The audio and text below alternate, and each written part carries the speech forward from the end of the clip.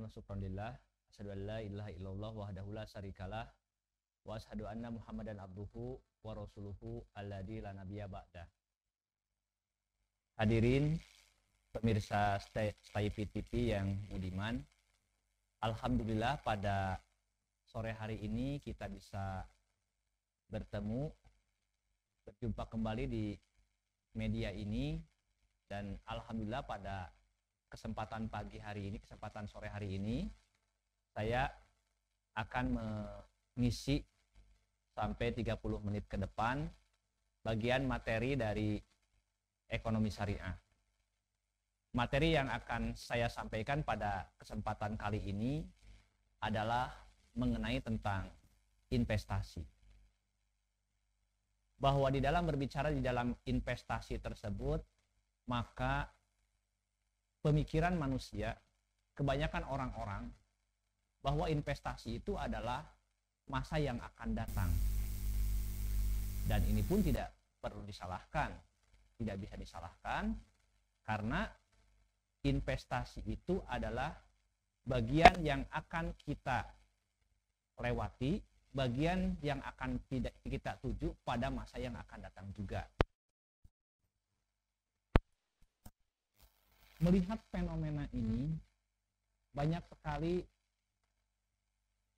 di musim sekarang ini, apalagi di musim pandemi, di mana banyak kegiatan-kegiatan usaha, kegiatan perekonomian yang terganggu dengan pandemi tersebut, maka ada yang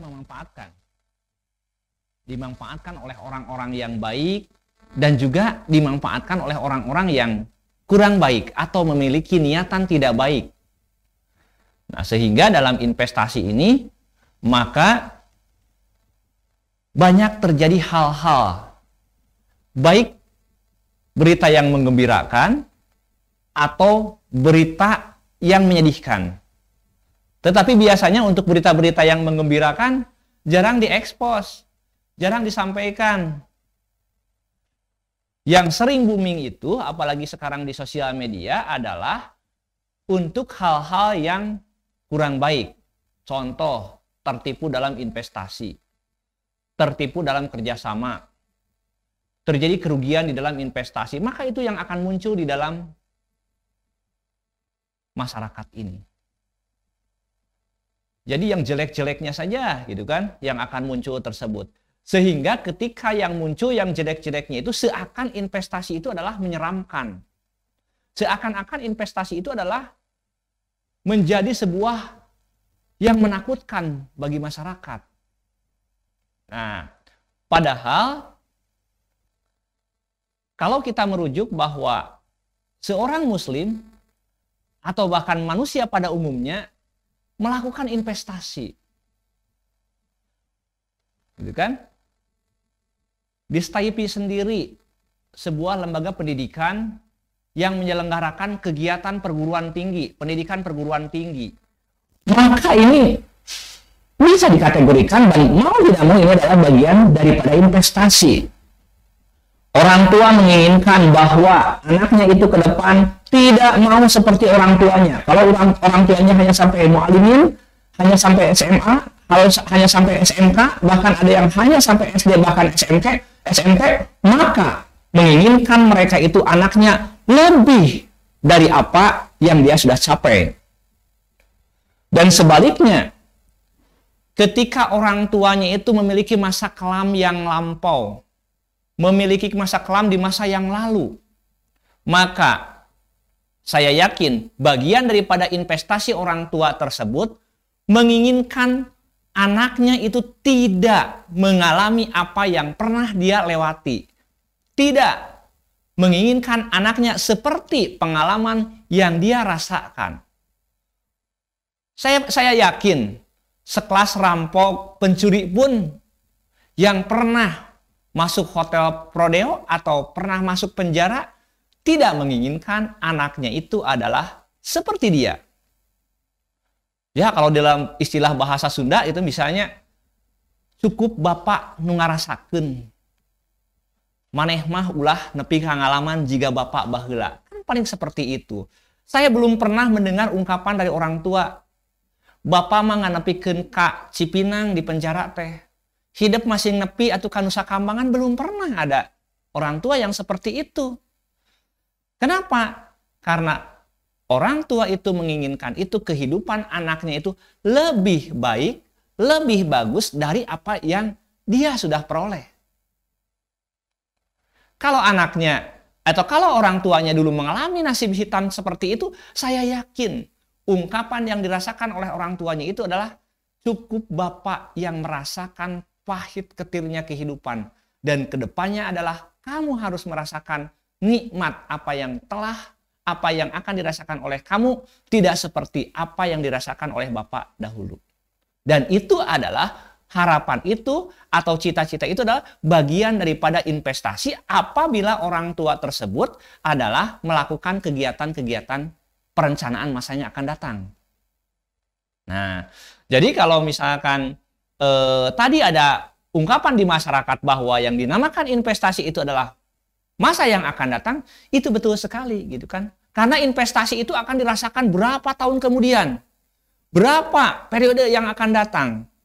Mungkin ketika kita menanam pohon, orang tua menanam pohon, mungkin saja orang tua tidak akan merasakan buah dari pohon tersebut. Yang akan merasakan buahnya tersebut adalah anak cucunya ke depan. Itu adalah bagian daripada investasi. Nah, lalu sejauh manakah atau seperti apakah investasi menurut para ahli? Saya di sini memunculkan 3 pendapat dari para ahli. Yang pertama itu adalah menurut Tandelin. Menurut Tandelin, bahwa investasi itu adalah komitmen atas sejumlah dana atau sumber daya lainnya yang dilakukan pada saat ini dengan tujuan untuk memperoleh sejumlah keuntungan di masa yang akan datang. Persis sama dengan apa yang tadi saya sampaikan. Mahasiswa sekarang kuliah dengan harapan setelah kuliah mereka akan memetik buah yang dia dapatkan setelah dia lulus kuliah, masa yang akan datang. Jadi menurut Tandelin tersebut di sini adalah komitmen atas sejumlah dana atau sumber daya lainnya. Dalam hal ini bukan hanya dana itu bukan hanya uang, tetapi di sini adalah ada sumber daya lainnya yang dilakukan pada saat ini dengan tujuan untuk memperoleh keuntungan di masa yang akan datang. Misalnya, sumber daya yang dia miliki itu di dalam keluarga adalah anak-anaknya, memiliki kecakapan, memiliki kepandaian, memiliki kerajinan, memiliki kerja keras, maka dia sekolahkan di STIP tersebut di berbagai macam prodi sesuai dengan rencananya. Yang menginginkan jadi pengusaha ke ekonomi syariah, menginginkan seorang guru maka ke tarbiyah, ke piau dan pendidikan agama Islam, menjadi seorang pendakwah, pemuka agama, itu di ilmu Quran dan komunikasi penyiaran Islam. Maka itu adalah sumber daya yang diterapkan oleh orang tua untuk melihat masa yang akan datang. Minimal kalau orang tua menyekolahkan dari SMA, maka minimal 5 tahun dia harus menunggu hasil yang dipanen tersebut. 4 tahun di perkuliahan, kemudian 1 tahun dia itu adalah mengembangkan diri di masyarakat, 1 tahun kemudian dia itu adalah mulai menapak, mendapatkan hasil apa yang diinvestasikannya itu, dikolaborasikan dengan sumber daya yang dimiliki yaitu pendidikan. Itu adalah investasi, sumber daya, dan dana. Kemudian, menurut Jogianto, yang dinamakan dengan investasi tersebut adalah penundaan konsumsi sekarang untuk dimasukkan ke aktiva produktif selama periode tertentu. Nah, aktiva produktif. Aktiva itu adalah bahasa akuntansi. Bahasa Indonesianya, bahasa umumnya adalah harta. Harta yang produktif, harta yang bisa berkembang, kemudian konsumsinya ditunda bukan sekarang, tapi masa yang akan datang. Contoh, misalnya peternakan. Maka yang sekarang ditanam itu adalah anak kambing, anak sapi. Maka berharap berapa hari yang akan datang atau berapa bulan yang akan datang akan menambah nilai ekonomisnya. Karena di sana itu adalah peternakan, itu adalah produktif. Kan tidak pernah ada dari mulai awal, dari mulai kita beternak sampai berapa bulan ke depan kan terus selamanya menjadi anak sapi. Itu akan berubah, akan produktif. Akan produktif gitu kan, anak sapi. Kemudian anak sapi yang 1 bulan terus sampai menjadi ibu sapi atau induk sapi ke depannya. Dan itu adalah sebagai aktiva produktif. Nah, selain itu adalah yang penundaan konsumsi sekarang itu adalah banyak orang-orang yang sekarang itu melihat ini peluang apa? Di kecamatan ini, di daerah ini, di kabupaten ini akan ada kegiatan apa? Maka banyak orang-orang mencari tanah, mencari lahan untuk dijadikan harta yang produktif. Kalau sekarang itu mereka membeli dengan nilai yang murah, maka harapannya berapa tahun ke depan setelah di lokasi tersebut ada keramaian-keramaian, maka harta yang dulu dia beli tersebut maka akan naik harganya. Kita perhatikan banyak orang-orang yang dulu ketika adanya jalan, sebelum adanya jalan tol antara Soreang ke Pasir Koja atau Pasir Koja ke Soreang, banyak orang yang tidak mau berinvestasi di daerah Soreang, di daerah Ciwidey, gitu kan, hanya bermain-main saja. Tetapi ketika mengetahui bahwa perencanaan ke depan pembangunan itu di kawasan tersebut, maka orang-orang itu melakukan investasi di sana. Tanah-tanah itu dibeli, tanah-tanah yang dulu kurang produktif dibeli oleh mereka. Dengan harapannya apa? Ketika kehidupan di sana tumbuh, maka dalam pertumbuhan tersebut akan menghasilkan sebuah nilai yang lebih besar daripada saat sekarang. Itu adalah aktiva-aktiva yang produktif. Tanah, kemudian ada emas juga, gitu kan? Emas juga kan aktiva yang produktif. Gitu kan? Harga emas itu kan berkembang. Nah, jadi kalau menurut Yogianto tersebut, sekali lagi bahwa yang dinamakan investasi tersebut adalah penundaan konsumsi sekarang untuk dimasukkan ke aktiva produktif selama periode yang akan datang. Dengan harapan apa? Hartanya itu akan mengimbangi zaman pada saat yang akan datang, pada masa yang akan datang. Salah satu contohnya, contoh aktiva yang tidak produktif, uang. Uang kan tidak produktif. Ibu-ibu, bapak-bapak menyimpan uang di bawah bantal, sekarang 100 juta. Maka sampai kapanpun uang tersebut tidak akan bergerak dari 100 juta. Tidak akan kurang, tetap saja nilainya 100 juta. Tidak akan lebih jadi 100 juta 1 rupiah mungkin, atau menjadi 99 juta, tidak akan. Tidak akan berubah nilainya, yang berubah adalah nilai daya belinya. Karena ada inflasi, ada segala macam, gitu kan ya.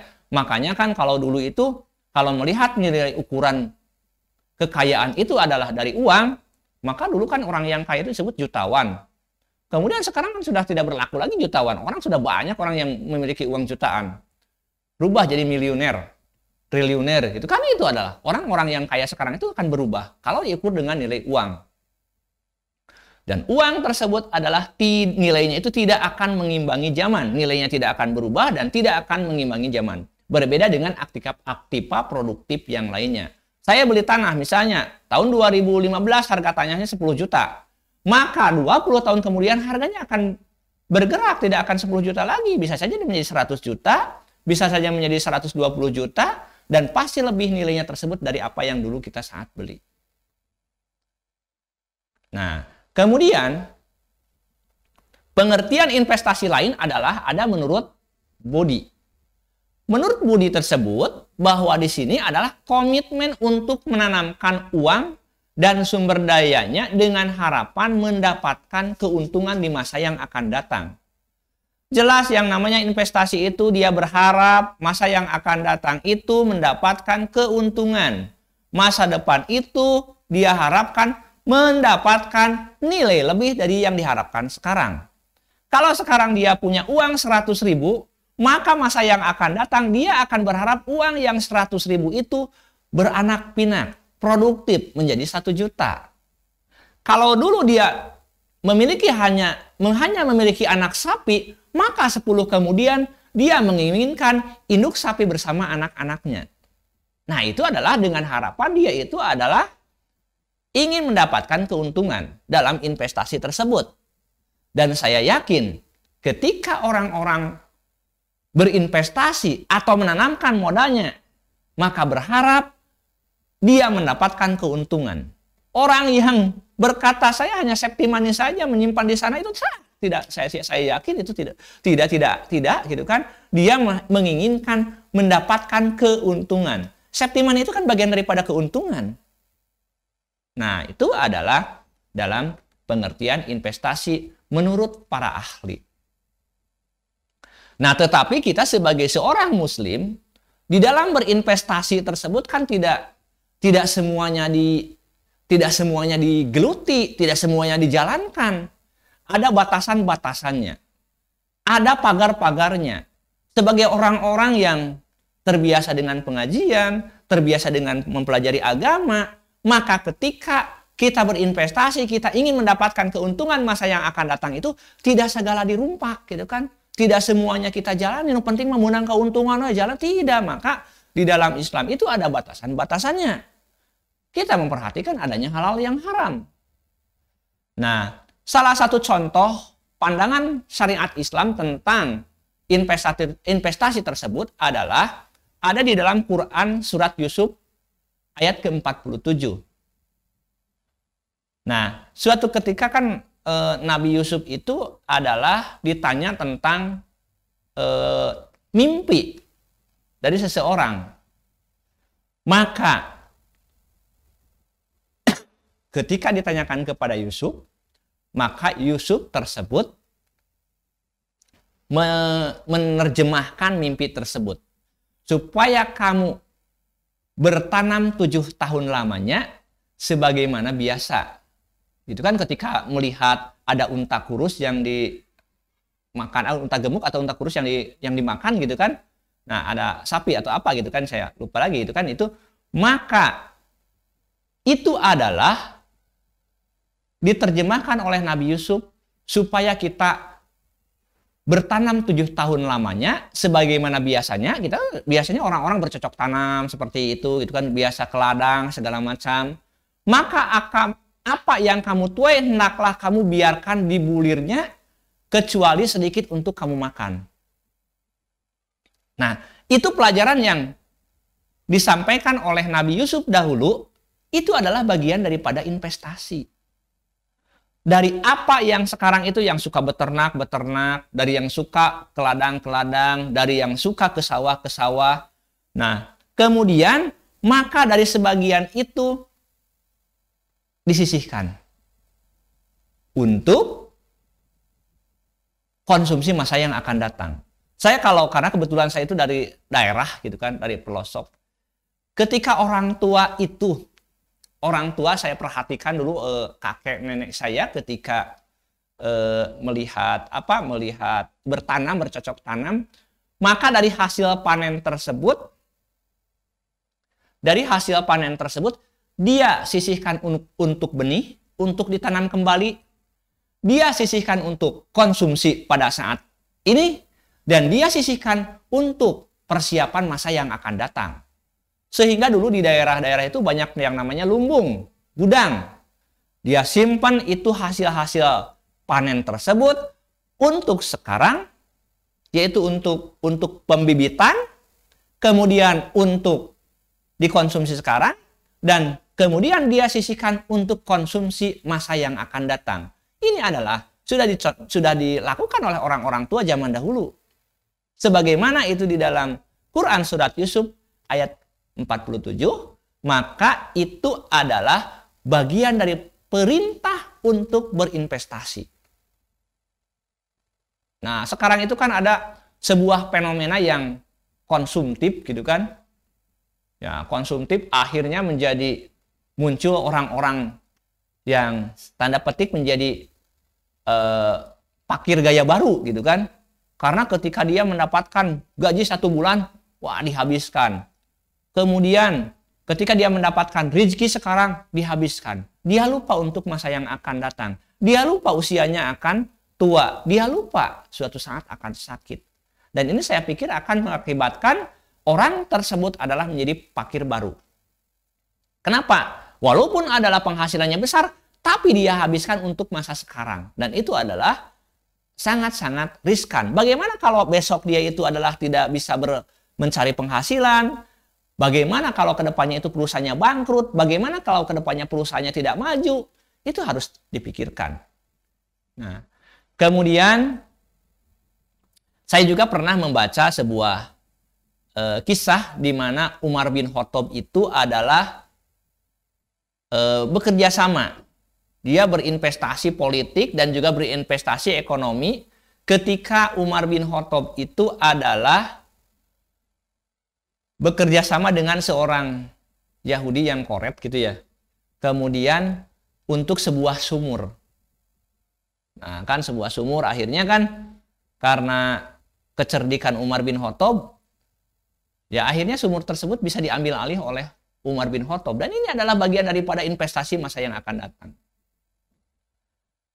Kemudian pada zaman Umar bin Khattab juga, perkataan sahabat Khalifah Umar bin Khattab, siapa saja yang memiliki uang perlu menginvestasikannya. Dan mereka yang mempunyai tanah perlu menggarapnya.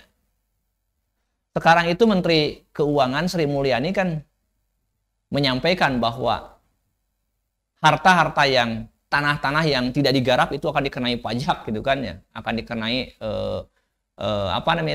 pajak penghasilan. Supaya apa? Supaya tanah-tanah tersebut produktif gitu kan. Banyak-banyak yang tanah-tanah yang idle yang tidak terpakai sehingga mubadir saja gitu kan. Nah, itu pada zaman Umar bin Khattab tersebut adalah ketika melihat tanah-tanah yang kosong itu dan memiliki peluang untuk produktif, maka perlu menggarapnya. Perlu menggarapnya. Dan itu adalah bahwa di dalam syariat Islam itu yang namanya investasi itu adalah diperlukan. Nah, kemudian seseorang remaja menginginkan pasangannya itu adalah pasangan yang soleh dan soleha. Itu adalah bagian daripada investasi. Karena dia berharap masa yang akan datang itu adalah lebih baik. Dia berharap akan menuntun bareng-bareng ke surga. Dia berharap kedepannya itu adalah akan menghasilkan keturunan yang soleh-soleh juga. Dan itu adalah bagian daripada investasi dan sebuah keharusan. Bagaimana investasi yang sudah diterapkan oleh orang tua kita, Nabiullah Ibrahim, memberikan sebuah investasi sehingga sekarang jadi tempat berhaji gitu kan, ibadah haji, berkurban, itu adalah bagian daripada investasi yang akan mengalir manfaatnya kepada beliau. Berkurban, berhaji tiap tahun gitu kan, itu adalah ajaran milah Ibrahim pada saat itu yang sampai sekarang itu adalah menjadi investasi beliau. Nah, mengapa kita harus melakukan investasi? Seorang muslim harus melakukan investasi. Yang pertama adalah untuk mendapatkan kehidupan yang lebih layak di masa yang akan datang. Dalam mukadimah tadi saya sampaikan bahwa orang tua menginginkan anaknya itu lebih maju daripada sekarang, menginginkan masa yang akan datang dari anak keturunan-keturunannya itu adalah akan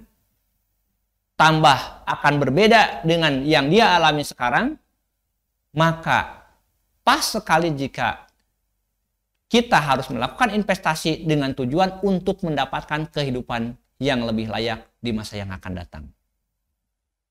Yang kedua, mengapa kita harus melakukan investasi tersebut? Bahwa melihat kondisi perekonomian sekarang ini, bahwa tekanan inflasi terus bergejolak, kemudian tidak menentunya nilai, maka dengan investasi tersebut kita bisa menentukan sebuah pilihan untuk menyeimbangkan aset-aset kita, untuk menyeimbangkan harta-harta kita, maka kita memerlukan tempat untuk mengurangi tekanan inflasi, tentu tempat-tempat yang memiliki tingkat keamanan yang pas. Kemudian, ini menurut Tanelin bahwa dengan adanya investasi tersebut adalah dorongan untuk menghemat pajak. Dengan adanya investasi tersebut maka tidak menjadi sebuah penghasilan sekarang, tapi itu adalah bagian untuk menghemat pajak. Karena apa yang dihasilkan sekarang itu tidak dikonsumsi, tapi diinvestasikan kembali, maka itu adalah menjadi akan mengurangi penghasilan kena pajak atau PKP-nya tersebut. Yang keempat, untuk umat Islam tidak sekadar apa yang tadi saya sampaikan, tetapi untuk umat Islam ada poin-poin tambahan yang lain, yaitu implementasi mekanisme zakat, kemudian bermanfaat bagi masyarakat atau bagi sosial yang lainnya. Ketika kita berinvestasi, investasi menghasilkan, maka dari investasi tersebut ada sektor-sektor zakat yang kita bisa gunakan. Maka dengan investasi tersebut, nilai zakat pun akan naik. Gitu kan? Jadi itu efeknya. Nah, makanya di sini wajar sekali kalau ada anjuran, kalau diharuskan walaupun tidak wajib, yang namanya umat Islam itu adalah harus kaya-kaya, harus rajin-rajin, harus pandai bekerja keras. Kenapa? Kalau umat Islam kaya, ekonominya maju, gitu kan? Maka implementasi zakatnya pun akan lebih besar. Implementasi dan bermanfaat buat sosial pun akan lebih besar. Bisa dia infaknya lebih besar, sedekahnya lebih besar, wakafnya lebih besar. Nah, sehingga disinilah kita sebagai umat muslim harus melakukan investasi, bukan hanya masa yang akan datang yang akan diperoleh oleh umat Islam, tapi ada kehidupan-kehidupan sosial yang bisa digunakan atau bisa dimanfaatkan dan akan menambah catatan amal ibadah kita.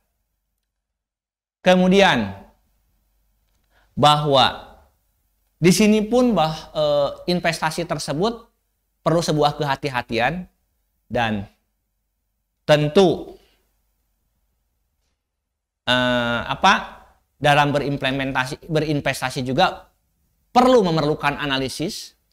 Tidak mentang-mentang kita punya dana, banyak sumber daya, kita hambur-hamburkan dengan melakukan investasi yang tidak jelas, yang justru bukan akan menambah penghasilan masa yang akan datang. Bukan untuk menambah nilai masa yang akan datang, justru akan mengurangi nilai yang masa yang akan datang. Maka dalam hal ini, di dalam melakukan investasi atau membuka celah-celah untuk menambah keuntungan bagi kita juga harus diperhatikan, apalagi sebagai seorang muslim.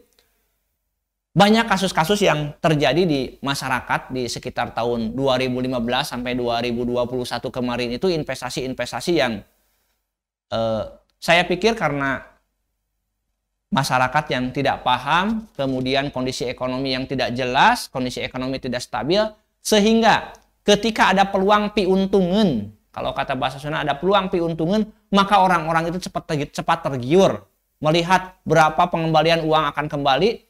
Mereka itu tergiur, persentase yang akan didapatkan itu adalah besar sekali. Mereka akan langsung mengambil keputusan tanpa diperhitungkan resikonya. Kasus-kasus yang terjadi itu adalah ada kasus First Travel, ada Hanin Tour, ada Balad Lumampah, ada Amanah Bersama Umat, ada Dream Freedom, kemudian ada Pandawa Group, Cakrabuana Sukses Indonesia, ada yang Cipaganti. Itu adalah kasus-kasus yang terjadi di dalam investasi dan tentu itu adalah mengakibatkan kerugian bagi orang-orang yang berinvestasi tersebut, karena tadi analisisnya tersebut di dalam investasi itu hanya dilihat dari berapa tingkat pengembaliannya, dia tidak melihat sumber resikonya, tidak melihat siapa pemilik investasi tersebut dan bagaimana pelaksanaan kegiatan investasi tersebut. Dalam hal ini kegiatan yang akan saya jelaskan tentang investasi itu nanti ada beberapa potongan, ada beberapa apa namanya itu ya, ada beberapa part gitu kan, ada beberapa